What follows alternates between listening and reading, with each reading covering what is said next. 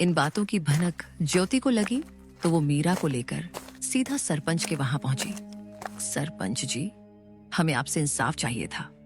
मेरे माँ बाबूजी की जमीन पर मेरे चाचा जबरदस्ती का दावा कर रहे हैं और आप लोग उनका साथ दे रहे हैं। मुझे आपसे यह उम्मीद नहीं थी। हम कोई अबला नहीं है, हम ऐसे चुप नहीं रहेंगे। सरपंच जी, ऐसे कैसे कोई भी आकर हमारी जमीन हड़प लेगा? थोड़े समय बाद धर्मपाल, विमला और कमल भी वहां पहुंच गए और वहां पर नाटक करने लगे। सरपंच जी, हम तो बस इनकी भलाई चाहते हैं। भाई की मौत के बाद हमने ही इन्हें पाला है। आप तो यह अच्छे से जानते हैं। और अब जब लड़कियां बड़ी हो गई तो हमें बदनाम कर रही हैं। जरा सोचिए, क्या यही इंसानियत है? ज्योति बेटी, तुम्हारे चाचा तो ठीक कह रहे हैं। तुम लोग तो एक ही परिवार के हो। परिवार के बीच यह झगड़ा क्यों? वैसे भी सरकारी कागजात के हिसाब से तुम्हारी जमीन में इनका भी हक है। ऐसे कैसे सरपंच जी?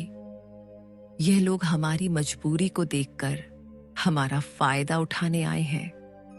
ये कोई परिवार नहीं है, ये बस जमीन के लालच में परिवार होने का दिखावा कर रहे हैं।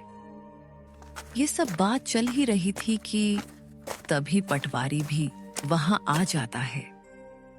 हरिश्चंद्र की जमीन कानूनी तौर पर सिर्फ उनकी नहीं है, इसमें उनका भाई धर्मपाल का भी हिस्सा है। ऐसे कैसे? तुम लोग तो बस कागजात के बारे में बोल रहे हो, लेकिन क्या सबूत है कि हमारी जमीन का चाचा जी भी हिस्सेदार है? हाँ, ज्योति बिटिया बात तो सही कह रही है।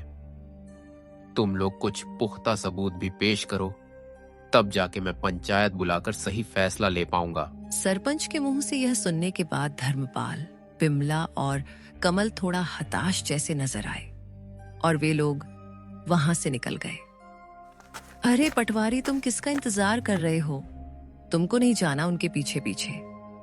कितने पैसे खिलाए थे मेरे चाचा ने? ज्योति के ताना सुन के पटवारी शर्म से वहां से निकल जाता है। बिटिया, मुझे गलत मत समझना। मेरे आंखों के सामने जो आया मैंने उसे ही सच मान लिया। इस बार मैं अच्छे से जांच पड़ताल करके एक नतीजे में पहुंचूंगा। आगे से मैं धर्मपाल के बातों में नहीं आऊंगा। और वे लोग तुम दोनों की मजबूरी का फायदा उठाना चाहते हैं तो मैं तुम लोगों को न्याय और उन लोगों को कड़ी सजा दूंगा। सरपंच के मुंह से यह सुन के दोनों ने थोड़े राहत की सांस ली और थोड़ा शक, थोड़े खुशी के साथ घर लौटे। रात होते ही दोनों बहनें फिर से चारपाई में बैठ के बात करने लगते हैं। दीदी, आपको क्या लगता है कि हमारी जमीन हमारे पास रहेगी या फिर हमारे कपटी चाचा चाची को मिलेगी? हाँ मीरा, मैं भी वही सोच रही हूँ। उन लोगों का कोई भरोसा नहीं। वे लोग इतने लालची हैं कि हमारे साथ कुछ भी कर सकते हैं। माँ बाबूजी के जाने के बाद उन लोगों ने अपना असली रंग दिखना शुरू कर दिया है। यही सब चिंता में दोनों बहनों ने मुश्किल से अपनी रात काटी। गांव की हवाओं में हल्की सरसराहट थी। आसमान में बादल थे पर बारिश का कोई नाम ओ निशान नहीं। लेकिन ज्योति और मीरा के मन में बहुत कुछ उमड़ रहा था, जैसे भीतर कोई तूफान उठ रहा हो। घर का आंगन सूना था और बहनों के चेहरों पर चिंता की लकीरें साफ झलक रही थीं। दीदी, आज खेत चलें क्या? वो जो पिछली बार की सब्जियां बची थी, कहीं किसी जानवर ने नुकसान तो नहीं कर दिया होगा? कभी कभी किसी की गाय बकरी आ जाती है और पूरा नुकसान कर देती है। हाँ मीरा, चलो, खेत को देखने से मन भी हल्का हो जाता है। और बाकी बची हुई सब्जियां बेचने के लायक हो गई कि नहीं, साथ में देख लेंगे। लेकिन मुझे एक बात को लेके चिंता है।